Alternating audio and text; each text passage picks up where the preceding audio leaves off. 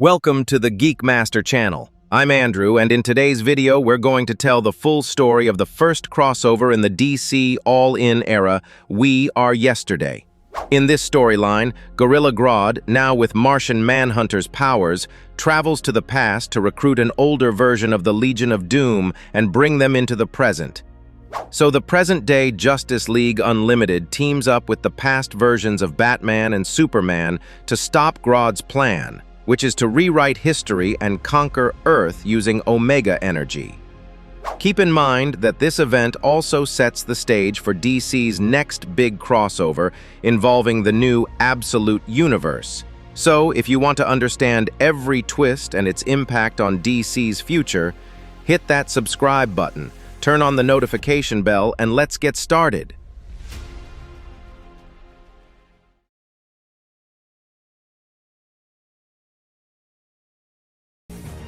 The story begins soaring over the skies of the Congo Basin. Hal Jordan is testing a new jet and preparing to land. As he adjusts the controls, he jokes over the radio with Bruce, saying the engineers at Wayne Aeronautics deserve a raise since the jet flies like a dream. In the control tower in Gotham, Bruce and Clark are monitoring everything.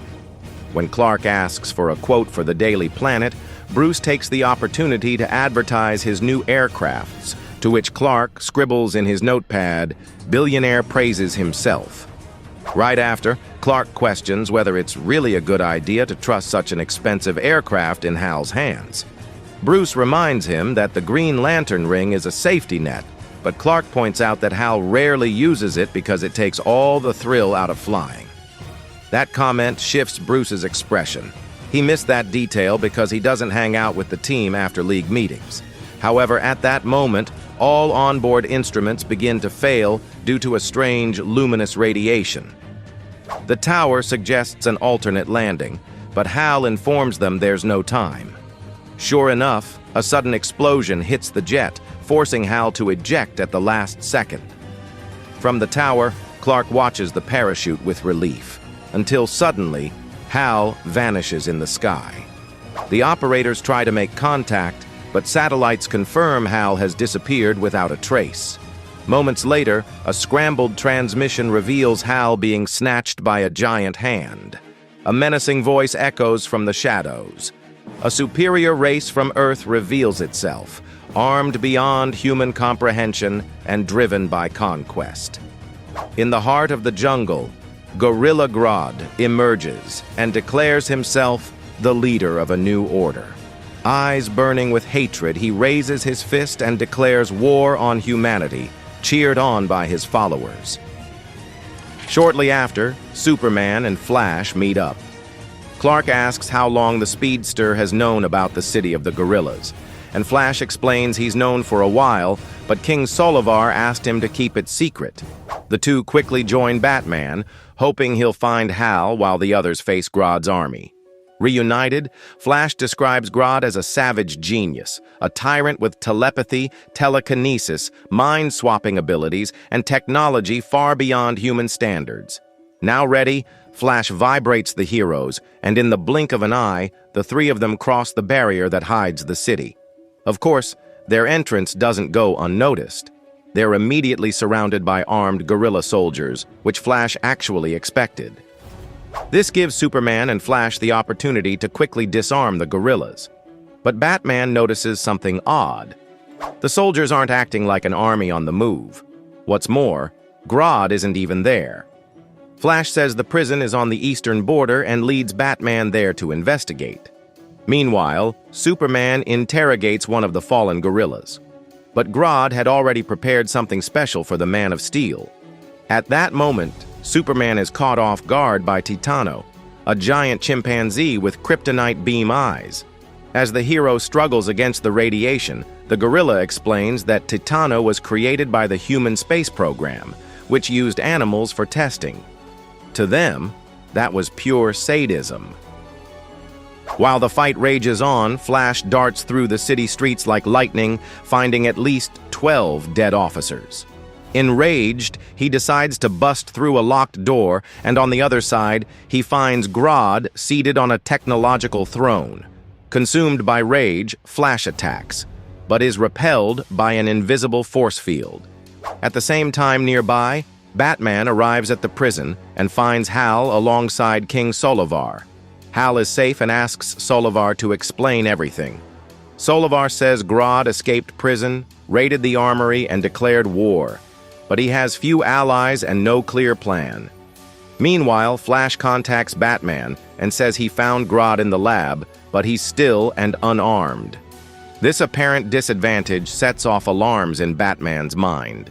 He rushes with Hal and Solovar, recalling Grodd's powers, especially his ability to swap minds. Flash confirms Grodd can do it, but only if the target is weakened. That's when everything falls into place. Grodd wants to take over the world by using Superman's body. And believe it or not, the plan worked. Grodd is now Super Grodd. Using the Man of Steel's body, he unleashes heat vision and shrugs off artillery attacks. With Titano's fall, the city's cloaking device was destroyed, and now the city is exposed. French soldiers try to subdue him, but he just laughs and charges toward the tanks. Fortunately, Flash steps in, saving the soldiers and getting ready to fight. At the same time, Batman orders Solovar to wake up Titano before Grodd can try to kill him.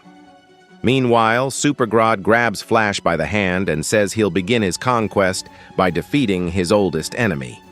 And he really does knock Flash out and brags about his power, until suddenly, Batman shows up riding on top of Titano. Batman demands that Grodd release Superman and uses Titano to fire kryptonite beams at Super Grodd, who collapses to the ground, weakened. Hal also fires at him to cause pain and try to force a surrender. But of course, Grodd won't give in. He'd rather die than be caged again. At that moment, Batman orders everyone to stop the attack. Grodd understands why. Batman is Superman's friend. But Solovar counters with a kick to the Dark Knight and reactivates Titano. Solovar isn't Superman's friend, and to him, this isn't revenge, it's just survival. Even so, Batman realizes something. If Grodd is in Superman's body, then Clark's mind might be trapped in Grodd's body, and maybe there's still time to reverse it. Flash agrees to try, but admits to Batman that the odds of success are 1 in a million. And well, back in the lab, Grodd is still motionless. A bright light fills the room as Flash grabs Grodd's body and runs at full speed. He tells Superman to be ready if he's listening, and then the speedster vibrates and slams Grodd's body into Clark's. With that, Grodd's mind returns to his original body and he's furious. He tries to attack Flash, but the speedster throws him across the room, making sure that today he's not losing. At that moment, Superman wakes up in his own body and Batman yells at Solovar to stop Titano because the plan worked. A bit later, Solovar reports that Grodd and his allies are in custody, but mourns the losses. Batman reflects on how power can corrupt any species.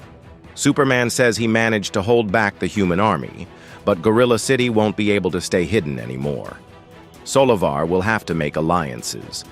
When asked about Titano, Solovar promises to try to heal him. Flash suggests they stay in touch and warns that Grodd needs to be closely watched because he's still dangerous. This is when we get the big hook that connects the past to the present. In his cell, a shackled Grodd hears a familiar voice say that he remembers this day. Grodd is stunned as a blinding light explodes in front of him. From the light, an imposing figure steps forward and speaks with authority. It's Grodd himself, from the future. Terrified, Grodd screams and tries to force him out of his own mind. But it's no use. The presence can't be pushed away.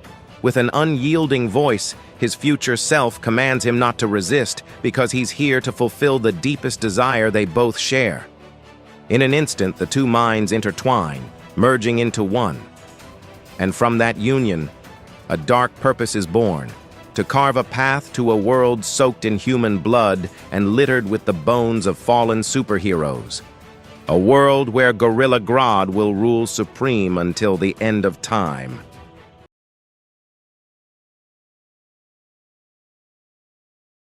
The chapter begins 2 months ago in the current timeline, deep in the African jungle, where a mournful cry echoed through the ancient trees of the mysterious gorilla city. It was a voice heavy with resentment, lost in thoughts about a life marked by rejection and loneliness. He had been rejected by humans, noisy, destructive creatures who had turned the planet into a selfish battleground. To protect themselves, the gorillas had to hide. But even among his own kind, Grodd found no comfort. His intelligence, far beyond average, sparked fear, not admiration. And because he refused to follow the path of submissive pacifism, he was branded a traitor. Grodd carried a burden, a mind too brilliant to be understood. Even with all his power, he remained confined, isolated, until that day. At that moment, something whispered in his mind, an ethereal entity, a bodiless consciousness drifting in search of refuge. Grodd drew it in, and then his mind exploded with possibilities. Disjointed images and fragments of power flooded his brain. He recognized that force. It was the legacy of the Martian Manhunter. After the Absolute Power saga ended, many heroes lost their powers or had them swapped. And now we discover that Martian Manhunter's powers ended up with Grodd. Telepathy, telekinesis, everything was reconfiguring inside him. And along with it came an old certainty. It was time to take revenge on humanity. The recent formation of Justice League Unlimited was an obstacle to his rise. He couldn't confront them head-on yet. He needed an ally, someone on the inside. But the champions of justice had an indomitable will. They wouldn't be easily manipulated. Grodd mentally scanned for potential allies and realized that the villains of the past, Luthor, Joker, Sinestro, and Black Manta, were outdated, broken, or redeemed. Evil needed to be reborn in its purest form. That's when the idea sparked. Don't find an old villain. Create a new one. Then we cut to Austin, Texas. A young hero named Airwave had just received, from Superman himself, an access card to the League. Nervous, he could barely say thank you. Superman smiled and said the kid had earned it. His role in Amanda Waller's fall during the events of Absolute Power had been essential. Watching from a distance, Grodd was already setting his plan in motion. Airwave was the ideal candidate. Newcomer, displaced in time, vulnerable. The kid had lived outside his era for decades and knew little of the modern world, fertile ground for manipulation. When an emergency arose on the space station, Airwave was the first to respond, unaware that it was all part of Grodd's illusion. There, he encountered a supposed villain, Deathbolt, a mercenary claiming to work for billionaires willing to destroy the satellite for profit. Of course, Airwave believed him, but none of it was real. He was still in a dark alley, trapped in a mental simulation created by Grodd. Even so, the kid kept his faith in the League. He said he wasn't alone, but the villain laughed and mocked the idea, calling the League a bunch of fakes. Then suddenly, Deathbolt was eliminated by a treacherous shot. And there was Grodd, taking on the role of savior. He introduced himself as a friend, an ally who knew the truth about the League, and began planting doubts in the boy's mind, claiming the kid didn't know who he was dealing with. Grodd then began his psychological game. He painted the heroes as cruel gods who watched the world from afar, cold and indifferent, pulling all the strings. He said that any attempt to restore order was wiped out, just like what happened to Amanda Waller. As proof, Grodd pointed to the silence of the tower. No one had answered the kid's calls for help, but that wasn't enough. To break Airwave's resistance, Grodd played a cruel bluff. He told the poor kid he was dying, and that the League knew it, but didn't tell him. Grodd's lie was that the boy's time jumps had contaminated him with tachyon radiation. If nothing was done, he'd be erased from time, retroactively. Everything he lived, everything he achieved would disappear. Desperate, Airwave begged for help, and Grodd, feigning compassion, promised to cure him. But first, he needed the boy's help to access something. In orbit, Grodd laid out his plan. He would use the stolen memories of Martian Manhunter to locate temporal rifts left behind after Darkseid's death. Portals that only tachyon energy users could cross. Airwave had to infuse Grodd with that energy. Together, they would travel back in time to reunite with old allies and seek a cure. The plan sounded noble, but it was a trick. Grodd hurled himself into the past with a wicked grin. He knew exactly what to do. Recruit Luthor, Scarecrow, Sinestro, and others from the past, and bring them to the present to rebuild the Legion of Doom and construct an empire from the shadows. In the present, Airwave was acting as a spy inside the League's tower, and without realizing it, he carried the weight of betrayal. It was from Grodd's plan that the villains began executing several strategic attacks against the League, disguised as a super-terrorist group called Inferno. And that's when we finally reach the present, with Airwave discovering who Grodd's so-called friends really were. Inside the Hall of Perdition, the boy recognized every single face: Black Manta, Joker, Cheetah, Bizarro, Sinestro, Captain Cold, and Lex Luthor, all notorious villains. When reality hit him, Airwave tried to warn the League, but Lex Luthor appeared with a chilling smile, because the place was communication-proof. Meanwhile, Mr. Terrific at the Watchtower detected Airwave's energy signature when he and Grodd teleported. He summoned and dispatched all available Justice League members, but it was already too late. Grodd had already ripped everything from Airwave's mind. The secrets of the League, the Fortress of Solitude, the Rock of Eternity, and much more. Captain Cold suggested they mind control the kid, but Grodd refused. Sinestro reminded them they'd need more tachyon energy for the next phase of the plan. Enraged, Airwave tried to confront them, asking if everything about him had been a lie. Grodd coldly responded that he never lied about the boy dying. And then he fired a strange weapon at him, a weapon that disintegrated Airwave and erased him completely from existence. At that moment, the League's heroes arrived. Green Lantern ordered the attack, and he had some heavy hitters by his side: Wonder Woman, Shazam, Flash, Donna Troy, Firestorm, and many others. But the truth was, Grodd had already prepared for this. His allies fired weapons similar to the one that destroyed Wind Rider, meant to disintegrate the Justice League. Grodd smiled wickedly as the words echoed in his mind. The war had begun.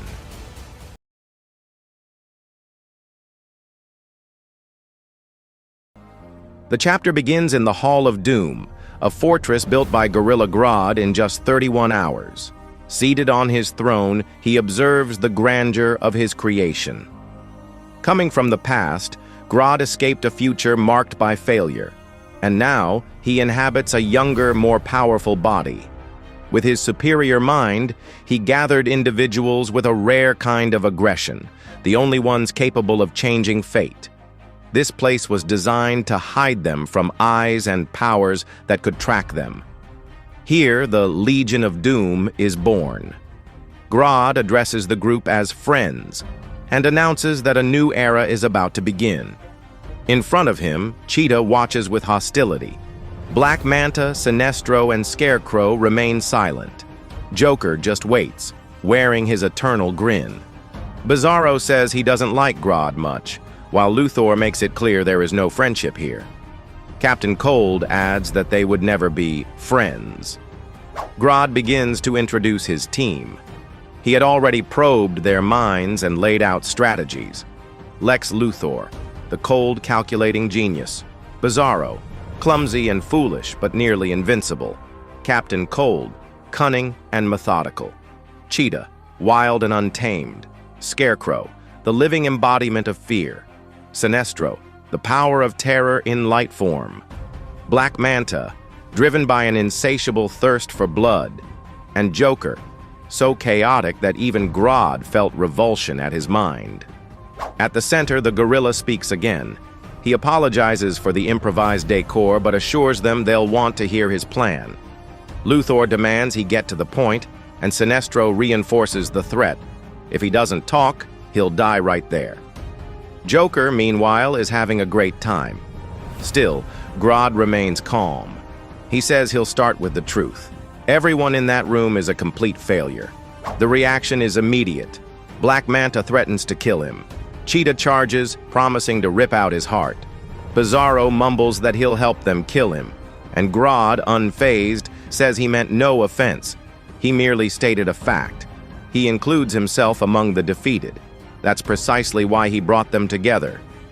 Joker laughs again, thinking Grodd is degrading himself. Scarecrow senses insecurity. But Grodd firmly declares that he has no fear or phobias. What he has is knowledge of the future. He proves it by focusing on Sinestro's ring. Using only his mind, he activates the power of fear, leaving the alien stunned.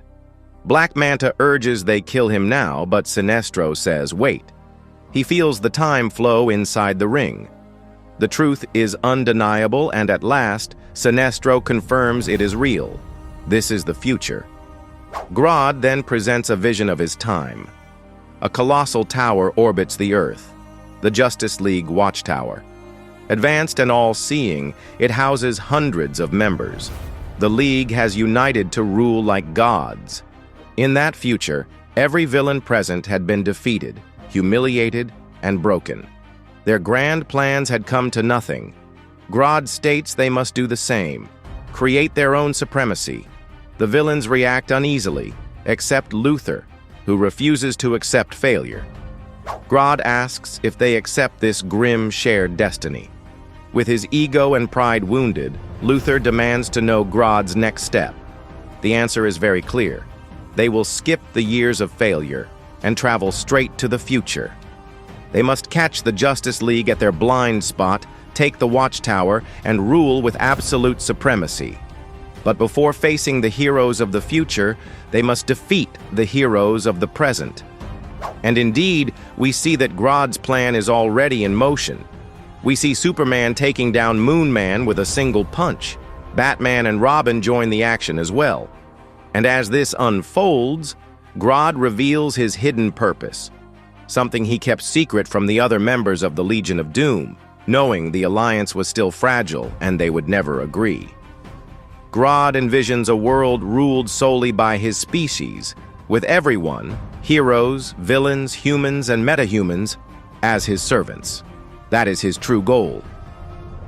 When Superman checks on Moon Man's condition, several alerts go off. Flash needs help in Central City, Atom in Ivy Town, and another alarm is triggered at Professor Nichols's lab. Grodd had foreseen resistance before their escape to the future, and he was right. Batman quickly connects the dots. Nichols has a time ray, Atom protects Professor Hyatt's time tank, and Flash travels through time using his cosmic treadmill. None of this seems like coincidence. He proposes an attack with 3 teams and asks about Diana. Clark says she and Supergirl are in space. Robin volunteers to lead one of the teams, but Superman says he himself can reach Flash in seconds. Batman warns about the risk posed by the time tank, which can disintegrate organic matter. Robin insists he can handle it, but Batman suggests another solution, calling in an ally currently on assignment with the FBI. With no better options, Superman agrees. As for Robin, he'll join Batman at the 3rd location. At the Flash Museum in Central City, Grodd prepares to execute his strategy, a devastating surprise offensive. His allies are at the peak of their abilities, especially Luthor. But Luthor protests that overloading the treadmill might destroy it, and too much flow could rupture the siphon. Bizarro is already on the treadmill, with a frozen Flash behind him. Still, Grodd ignores the warnings, claiming the plan must proceed. Bizarro tries to alert them that someone is coming to help Flash, but his jumbled speech delays their understanding. Until suddenly, Superman appears, landing a powerful blow on Bizarro. Without hesitation, the Man of Steel uses his heat vision to free Flash, who jokes that it's time for a victory lap. Grodd's narration returns. Even at their peak, the Legion of Doom could never truly win. That's why he has a contingency, Pythoness, the mysterious red-haired sorceress. Grodd convinced her to help by telling her that she died in his future. She asks how, but he refuses to share. After all, information is power. She accepts his reasoning, but Grodd offers her something more, a future she never lived. She says nothing in response, and Grodd takes that as consent. With that, he asks for a mission update. At Professor Nichols's lab, Scarecrow confirms success. The area is flooded with fear toxin, and the professor is hallucinating about giant bees. Grodd then orders the tachyon energy to be drained immediately. Scarecrow suggests stealing the portable time ray, but Grodd refuses, stating the timeline is fragile and nothing can go wrong after the villain's departure. Scarecrow argues that 9 villains are attacking 3 major cities, and that hardly qualifies as a secret mission. This sparks Grodd's fury. He punches the wall in frustration. They need the element of surprise, not a traceable weapon. That's when Batman emerges from the shadows, confronting Scarecrow, who is then struck by the Dark Knight. Robin follows shortly with a flying kick to Joker. Scarecrow counters with fear gas and ends up triggering a hallucination in Joker. So much so that the Clown Prince grabs a hammer that transforms into a massive mallet and hits Robin. Batman quickly administers an antidote to himself and Robin. Joker gets a different remedy, a knockout elbow. But Scarecrow, now holding a weapon, turns it on Batman and declares that this is the end. Elsewhere, Grodd contacts his third team. At Professor Hyatt's lab, Black Manta and Sinestro confirm the mission was a success. Adam was neutralized, and the nearby instruments are saturated with tachyon energy. Suddenly, Plastic Man intervenes, announcing their time is up. Sinestro wants to seize the chance to torment him, but Cheetah leaps in first. Plastic Man quickly dodges her like a cat-and-mouse game and throws her at her allies. Sinestro finally attacks, but Plastic Man escapes dancing dressed as a cowboy. Black Manta activates a gravity magnet to try and tear the hero to pieces. And indeed, Plastic Man begins to stretch and contort grotesquely. He screams, it sounds like homemade pasta. Just as he's about to be shredded, a green glow appears, signaling the timely arrival of Green Lantern Hal Jordan. Sensing Sinestro's yellow energy, Hal grabs Plastic Man, but Sinestro hits him with a yellow construct.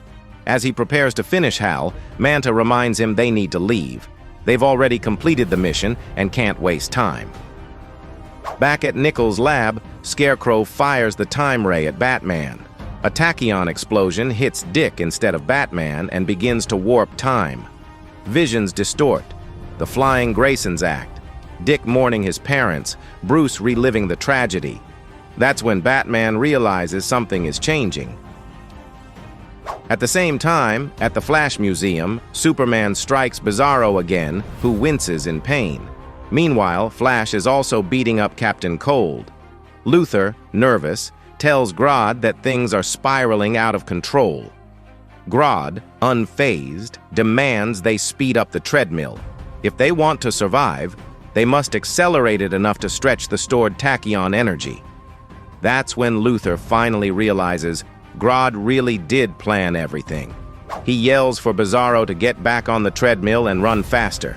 And indeed, Bizarro throws Superman aside like a toy, jumps onto the cosmic treadmill and starts running as fast as he can. The effect is instant. Superman and Flash freeze in time, motionless, as the villains leap slightly into the future. Luthor considers it brilliant, even if only temporary. But back at base, Grodd stands firm. He had asked for the group's trust, and everything is unfolding as planned. Their return to his future will be flawless. But Luthor raises one last concern. Tachyon energy can regenerate, but the heroes saw them take it. The League won't forget what happened. They'll investigate the event, and by the time the Legion reaches the future, the heroes might already be waiting. That's when Grodd reveals the twist. That's exactly the idea. They're the ones waiting for the heroes, and when they arrive, it'll be checkmate. And indeed, at that moment, a green flash lights up the scene. It's Superman, Green Lantern, Batman, Flash, Atom, and Plastic Man, who had been chasing the villains. Superman declares that the villain's plan ends now, but Grodd calmly says, "This is just the beginning." He summons Pythoness, who begins casting a spell. They had broken in like thieves, and now they would leave like gentlemen, quietly and unseen. Luthor activates the device, admitting she was a good ally. Future Airwave confirms that the time jump system is ready, and as Pythoness casts the final illusion, she whispers that Cheetah will be left behind. Yes, Cheetah ends up betrayed in the end. Everyone will believe she acted alone and forget the rest. The spell then engulfs all the heroes in darkness, and when it clears, Cheetah is seen being held at Blackgate Penitentiary. Wonder Woman, who had previously been in space, returns questioning how Cheetah acted alone in 3 locations. Superman confirms that other heroes saw her in all 3 scenes, but Cheetah refuses to talk. Diana admits she never thought Cheetah could pull off something like this, and Superman corrects her. She didn't. That's why they caught her. Diana also asks what happened to Robin, and Batman doesn't know what to say, because this time they have no way to track him. All he can say is that he will do everything he can to find him. Now, just to be clear, this entire story happened in the past, but in the final scene of this issue, we're taken back to the present, to the Justice League Unlimited Watchtower. We see the Robin from the past, who was hit by Scarecrow's time ray, waking up here and murmuring Batman's name as he sees him on the monitors. Batman is completely confused. He doesn't understand how Dick is here, younger and dressed as Robin, while Nightwing is standing right next to him. Yes, 2 Dick Graysons in the same timeline, making Bruce realize that something is very, very wrong.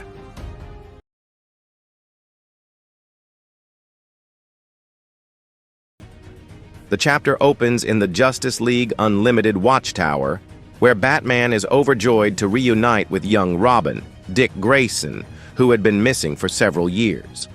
The boy doesn't understand what's happening, especially when he sees the Dark Knight smiling, something very out of character. Then Nightwing shows up, just as confused, since he was never missing. Yes, something's clearly off. Robin tries to explain, still disoriented.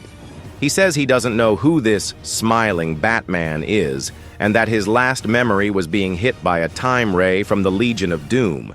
He even wonders if he's in the future, and if the guy in black and blue is his older self. And, just to top it off, he jokes that his future self really needs a haircut. Batman, stunned, confirms that Dick had vanished years ago and never returned.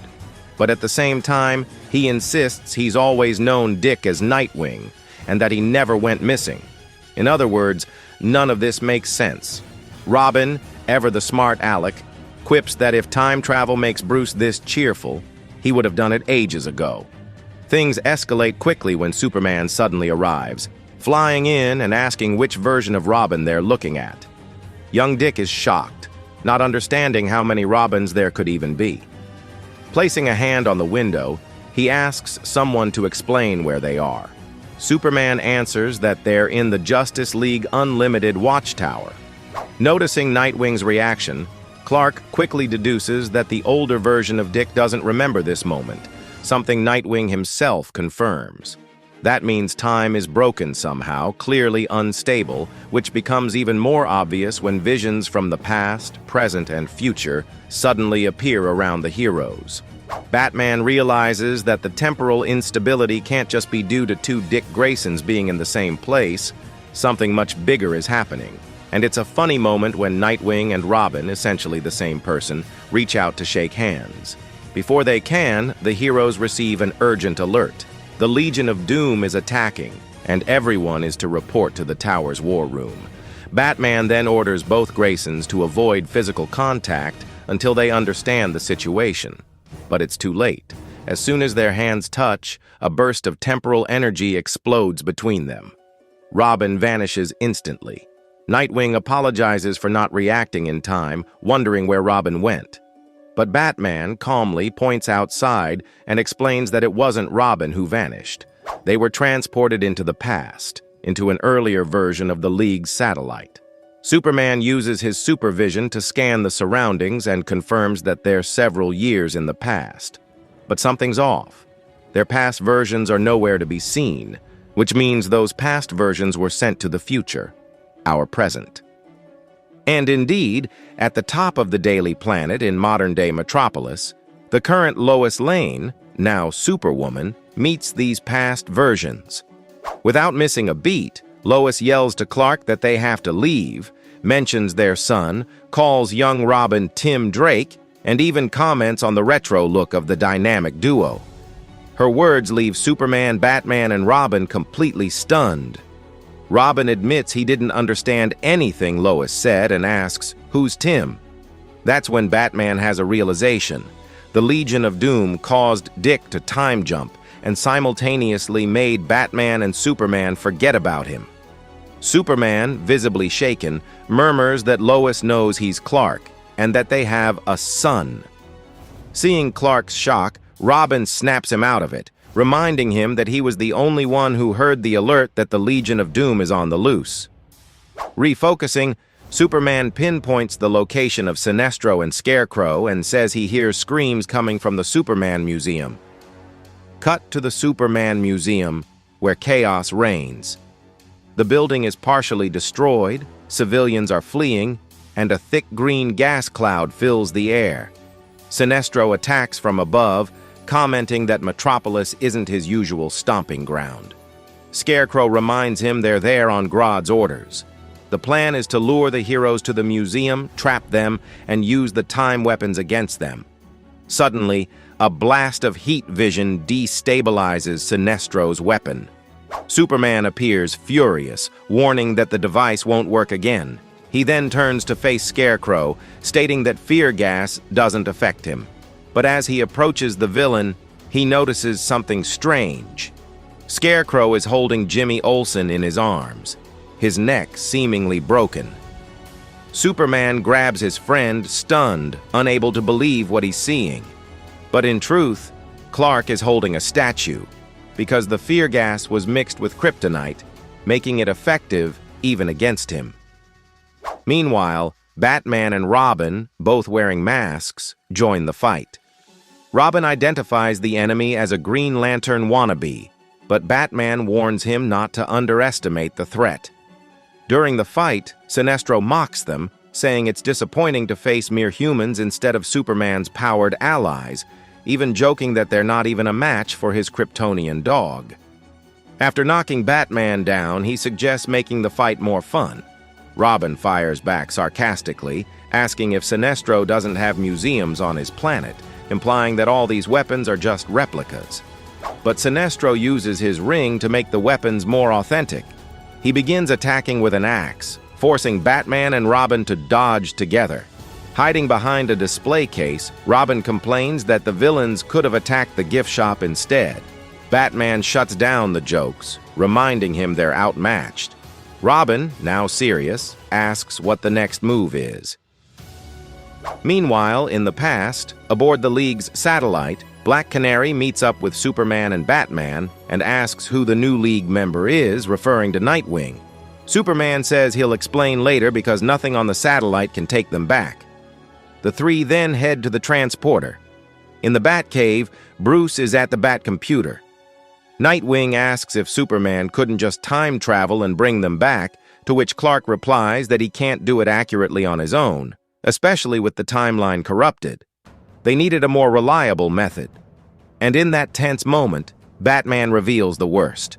The Legion of Doom has stolen all the time travel devices from the League's archives, meaning there's apparently no way to return them to their time. But then, a familiar voice offers help. It's none other than Alfred. The appearance of the most famous butler in comics leaves Bruce and Dick speechless, because as most know, in the present, Alfred is dead. When the butler asks if something's wrong, Bruce and Dick exchange confused glances, while Superman whispers to be careful with the past. Of course, Nightwing ignores all the warnings and throws his arms around Alfred, deeply moved. Alfred asks who the young man is and where that suit came from. While Nightwing smiles, Batman simply says it's good to see him again. That's when Superman holds Batman back from doing anything that could further damage the timeline and, smiling, explains they're on a time travel mission, thanking Alfred for the offer to help. As Alfred walks away, Superman apologizes to Bruce, who watches the butler leave, his expression dark. Even so, he agrees that nothing about the future should be revealed, especially not about Alfred. But his determination remains strong. Return to their time and make the Legion pay. Meanwhile, in the present, still under the effects of the gas, Superman tries to convince himself it's all an illusion. Scarecrow taunts him, asking if he can't feel the fire burning through his veins. Nearby, Batman and Robin fight Sinestro, who mocks Batman for firing a simple projectile.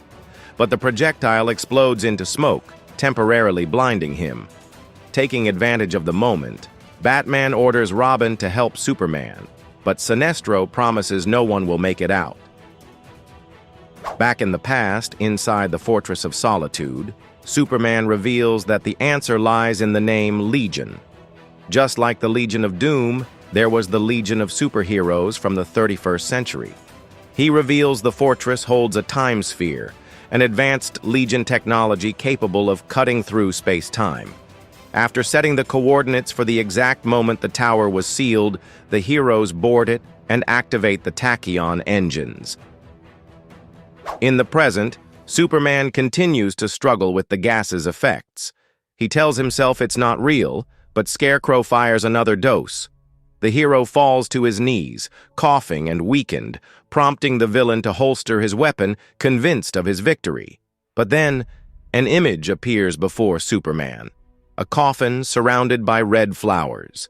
The plaque announces his own death at the hands of Doomsday when he gave his life to save Metropolis. Furious, he rises. In a burst of speed, he charges at Scarecrow, who can do nothing against such force.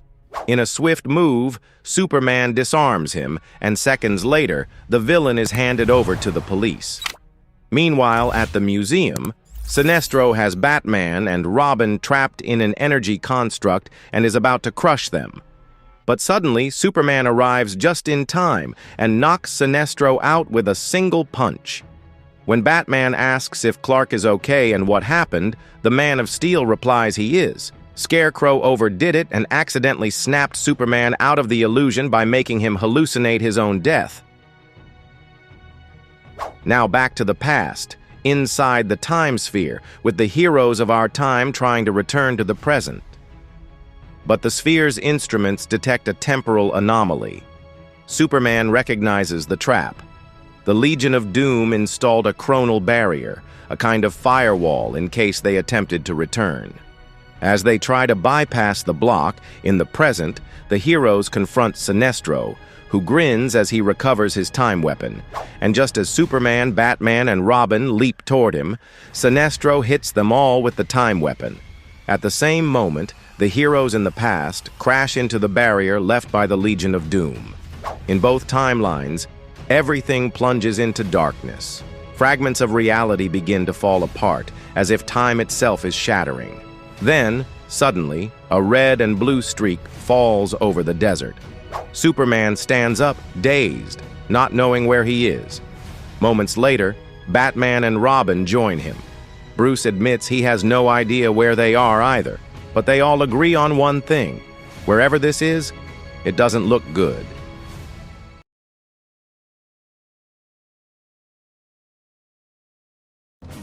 The chapter begins in the present, showing the battle between heroes and villains inside the watchtower of the Justice League Unlimited.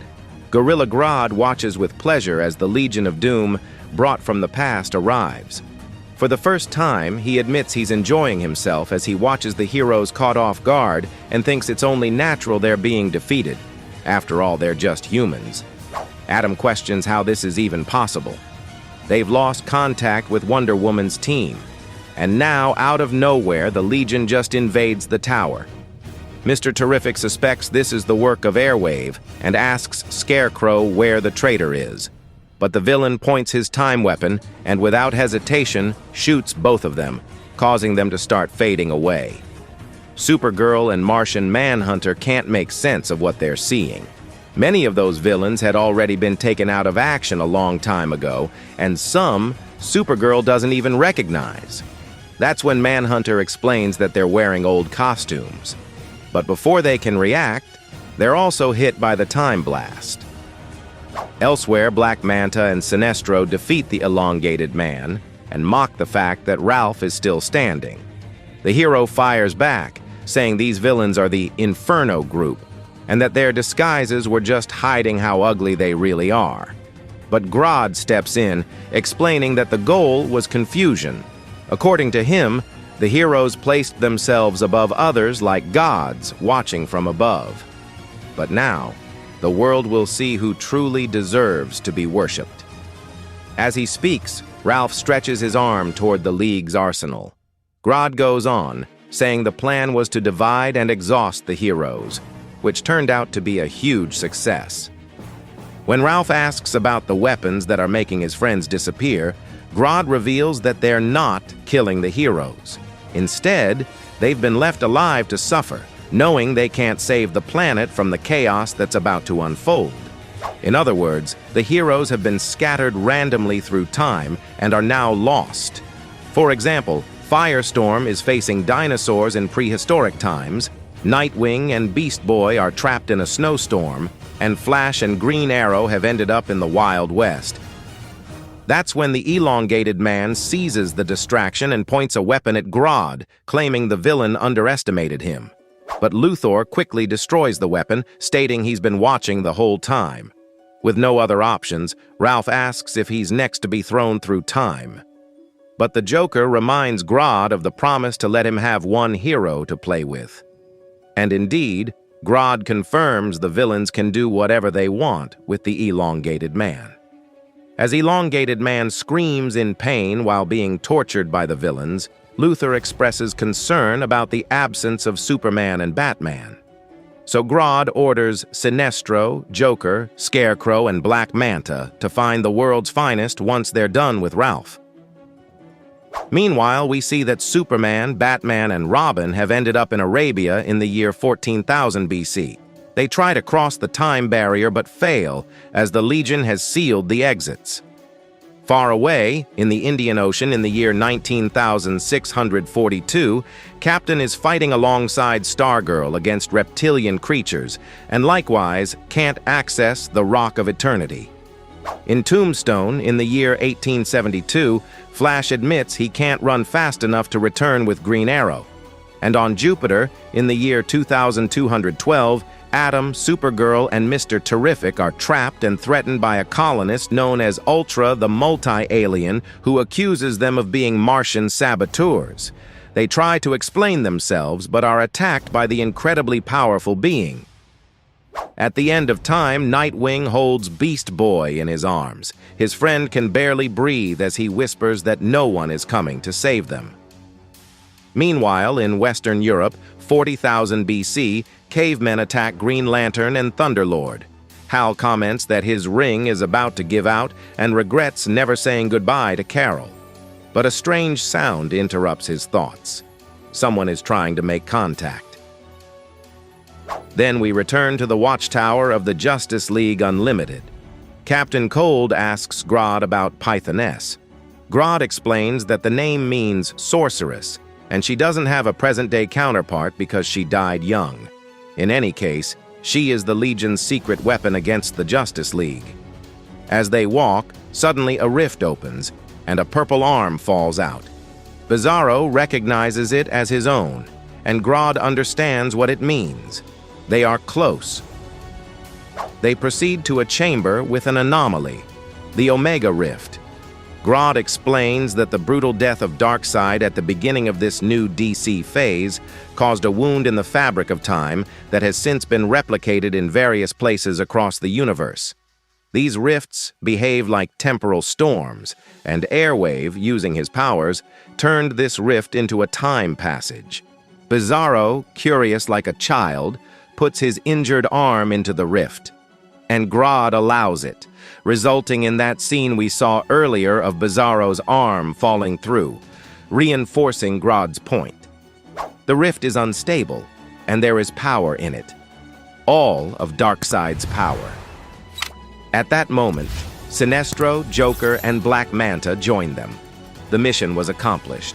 All the heroes were defeated, but Scarecrow was lost because, as we saw in the previous chapter, he was captured by Superman and handed over to the authorities. That's when Grodd reveals a black stone, the only known fragment in this universe from Darkseid's homeworld, necessary to safely drain the energy from the rift. With it, they will become gods, and Luthor asks whether the power Grodd mentioned will be shared among the 8 members of the Legion. Meanwhile, in the 6th century, Cyborg, Black Lightning, Wonder Woman, and Plastic Man hear a mysterious voice asking if they can hear it. At the same time, all the heroes scattered across different timelines hear something similar as an energy begins to manifest around them. And we see that it's Airwave appearing before the heroes lost in time, apologizing for his actions. He says he was deceived by Grodd, who lied about everything, even about a cure for his condition. He thought the League wanted to dominate the world. During this communication, Green Arrow hears Hal's voice, and Batman realizes that Airwave is redirecting voice signals, meaning they can all now communicate through Airwave. Cyborg then asks the boy what happened after Grodd left the tower, and Airwave explains that it was then he discovered Grodd was helping the villains, and they just shot him. Since that moment, he's been able to see all the heroes at once. Adam realizes that Airwave has been turned into a weapon. He is the temporal energy the villains use to scatter the heroes through time. Back at the Watchtower, Grodd is struck by a blast and drops the black stone. The one who fired at Grodd was Lex Luthor himself, who picks up the stone and declares that he only trusts himself to be a god. But suddenly the stone explodes in his hands, injuring his face. Grodd then stands before him, claiming that the real Luthor, the one from the present, would have recognized the trap. It's obvious Grodd used everyone to reach this moment, and now he no longer needs them. With the rift glowing more intensely, Grodd states that the only thing required to harness that power is a worthy user. Bizarro protests, saying Grodd is cheating. Sinestro reminds him they had a deal, but Grodd completely ignores them as he begins draining energy from the rift. At the same time, in England, Cyborg deduces that Airwave's tachyonic energy is what's connecting them. Airwave realizes he could use his power to bring the heroes back, but unfortunately, he can't. It seems he lacks the strength. Alone, he won't succeed. But then several heroes, including Superman, Flash, Stargirl, Black Lightning, and Cyborg, begin channeling energy into Airwave to amplify his power. Airwave starts to feel his power growing, and at the same time, senses he's still connected to Grodd. As a result, Airwave's tachyonic energy begins to mix with the Omega energy Grodd is absorbing. The result is that the two energies start to poison each other, causing time itself to break and collapse. Airwave sees multiple eras folding in on themselves, civilizations overlapping. He screams that he can't take it anymore and begs for forgiveness before everything explodes. Following the explosion at the Watchtower, the system automatically triggers a containment protocol. The villains who were near Grodd survive and celebrate, assuming he must have been destroyed. However, to everyone's surprise, Grodd emerges with the Omega symbol glowing on his forehead and red beams radiating from his eyes. But not everything went exactly as the villain planned, because at that moment, the Legion of Doom hears a voice warning them to surrender, or else face the Justice League Unlimited. Yes, Airwave reappears with reinforcements from across all eras.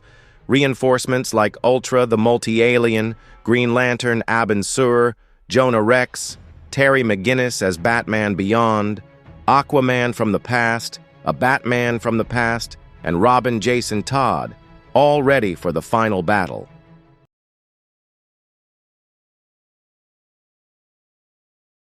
The conclusion of We Are Yesterday begins with chaos and unchecked ambition.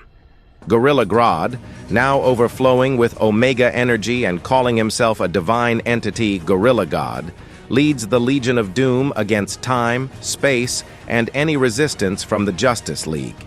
His plan is simple in essence and colossal in scale: destroy all heroes, wipe out his own allies, and finally crown himself the absolute ruler of all existence. As he fires Omega beams like Darkseid, Grodd makes it clear, no matter how much power he gains, he'll always seek to dominate and subjugate humanity. And this scene is incredible, because we see villains clashing with heroes from across timelines and alternate realities. While the Watchtower is being torn apart by war, Airwave contacts Red Tornado, pleading for help. Of course, the android still believes the young hero betrayed him by collaborating with Grodd earlier in the story, but Airwave insists he was deceived, and that they need to act fast because Grodd is overflowing with Omega energy. He's even managed to bring in allies from other worlds and timelines to help fight the threat. But the heroes from Justice League Unlimited are still trapped in the temporal distortions caused by Grodd, and Airwave needs more power to bring them back. Red Tornado, heavily damaged from previous attacks, admits he can't do much more. So he orders that what little energy remains, keeping his consciousness and the station operational, be transferred to Airwave, asking him to lead the charge. Meanwhile, the improvised new League, made up of heroes pulled from different times and realities, manages to stand firm against the Legion's assault. And that's what makes some of the moments here so great. For example, a version of 90s Aquaman fights visibly shaken after losing both his son and his hand, going up against his arch-nemesis, Black Manta. A young, inexperienced, Year One Barry Allen, fresh from defeating the Turtle for the first time, saves Aquaman from certain death. He even thinks he was pulled into this timeline because of the Turtle. The arrival of these heroes leads Pythoness to suspect that Airwave might be behind the tide turning. She believed the boy had been killed by Grodd, but now realizes he's still active. Grodd, although indifferent to the lives of his own allies, recognizes the hero's persistent ability to surprise, something that's always frustrated him. The key detail here is that the new League formed by Airwave is anything but conventional. Jonah Hex, Green Lantern Abin Sur, a Batman from the past, and other unexpected names. This completely chaotic task force is the exact opposite of the Justice League's usual strategic planning, and that's precisely what disrupts Grodd's calculations. He underestimated chaos. As the battle intensifies, Grodd tries to eliminate Robin by firing one of his Omega blasts directly at the young hero. But at the moment of the explosion, Robin vanishes from reality, as if erased from existence. In his place, other heroes appear. Boy Thunder, Donna Troy, and the Terrifics jump into the front lines, diving straight into the chaos. These unexpected substitutions only add to the battlefield's confusion. Pythoness has a pivotal moment when she's seemingly ambushed by Metamorpho. Seeing this, Bizarro steps in between them to protect her. But it turns out Pythoness had everything under control. Her magic hits both Metamorpho and Bizarro, and the impact causes a grotesque fusion between the two. The resulting creature collapses dead on the ground. This scene is truly bizarre. The two bodies appear fused on a subatomic level, creating something impossible to separate. Realizing he's losing control, Grodd unleashes a massive wave of Omega energy, attempting to wipe the heroes from existence once and for all. The explosion spreads, further destabilizing the Watchtower, which begins to deform into a giant Omega symbol. It's the signal that Grodd's plan to erase humanity has entered its final stage. But then, out of nowhere, Grodd is hit by a surge of green energy. And it's obvious it's Airwave. Yes, the boy managed to make the most of the little power Red Tornado gave him, using it to locate the League members trapped across the multiverse and bring them back to the present. There's no detailed scene showing the rescue, the heroes simply start reappearing, with Superman challenging Grodd to even try wiping out humanity. With the League reunited, everyone turns against Grodd in what becomes the final battle. Wonder Woman leads the charge, using the lasso of truth to bind the villain. Plastic Man wraps himself around Grodd's entire body, while the Superman, Supergirl, and other heavy hitters use brute force to keep him restrained. And finally, Martian Manhunter steps in, using his powers to sever Grodd's telepathic link, an ability the villain had stolen. As the heroes regain control, Pythoness realizes the tide has completely turned. Without hesitation, she casts an invisibility spell on herself and vanishes from the scene. The Joker also tries to escape, but this time he comes face to face with the Justice League, including Batman Beyond, who wastes no time knocking him out with a right hook.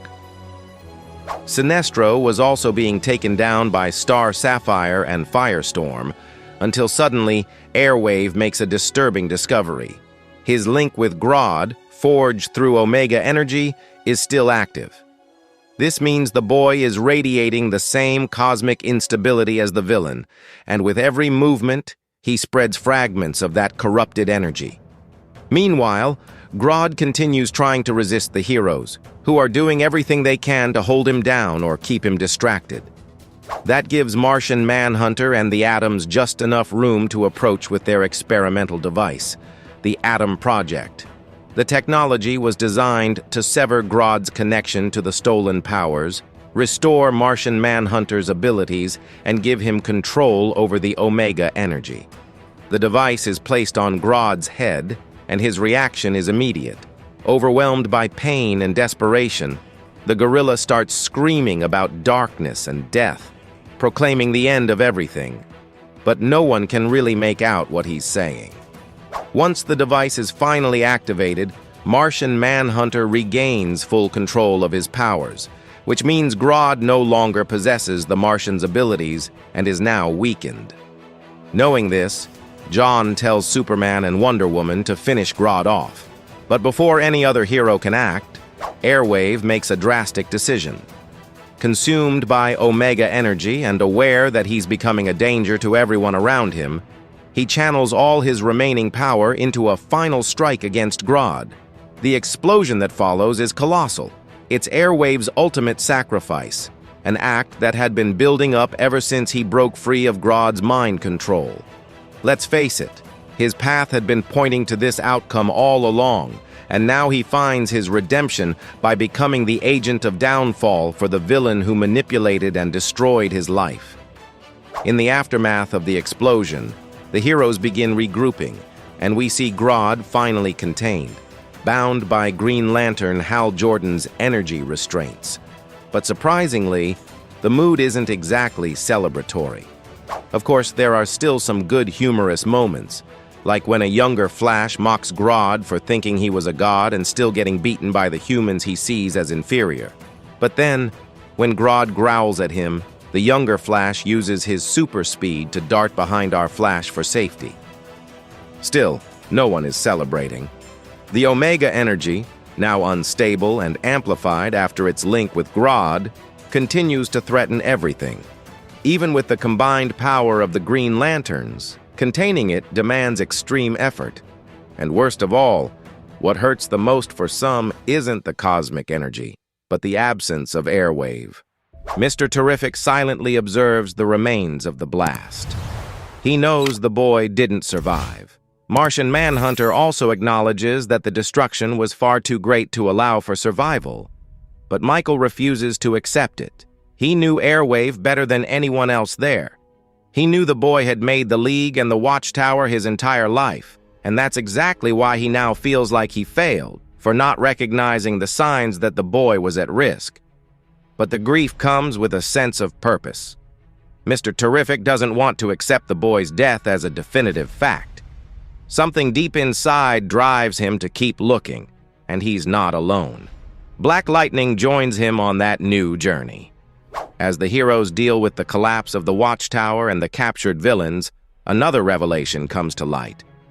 When 90s Aquaman says goodbye to Superman, Clark reveals that the time-displaced hero's Airwave had rescued can't return to their original eras. The Omega energy, saturated with tachyons, has anchored them to the present. Yes, what was supposed to be a brief collaboration between alternate versions of the League is now a forced coexistence.